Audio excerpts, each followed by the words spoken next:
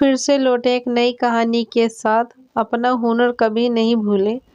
एक बार एक राजा था।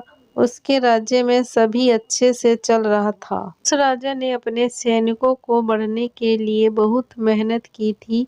तलवारबाजी, खेलकूद और शासनकाल ये गुण तो सभी राज्यों में होते हैं, लेकिन इस राजा को इसके अलावा एक और भी शौक था, वह था कालीन बनाने। ये गुण हर किसी राज्यों में नहीं मिलता। राजा के इस काम को बहुत पसंद किया जाता था, लेकिन इसके साथ ही ये भी कहता जाता था कि ये काम एक राजा के लायक का नहीं होता। एक बार की बात है जब वह राजा अपने सैनिकों के साथ जंगल में शिकार के लिए गया। वहां पर अचानक वह अपने सैनिकों से बिछड़ गया। राजा को अकेला देख वहां के डाकुओं ने उस पर हमला बोल दिया और उसके बंदी बना दिया। राजा के पास से कुछ नहीं मिलने के कारण डाकुओं ने राजा को मारने का निर्णय किया। इस पर राजा को एक युक्ति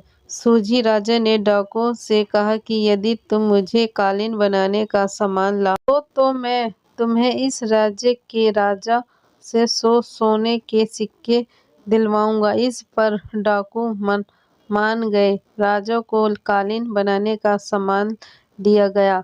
राजा ने कालीन बनाना शुरू किया। जब ये कालीन पूरा बुन दिया तो इस राजभवन में भेजा गया।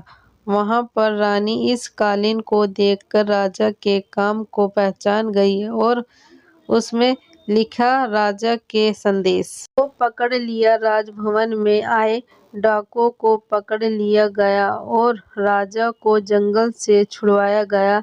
राजा के अपने हाथों के इस हुनर के राजा की जान बचा ली।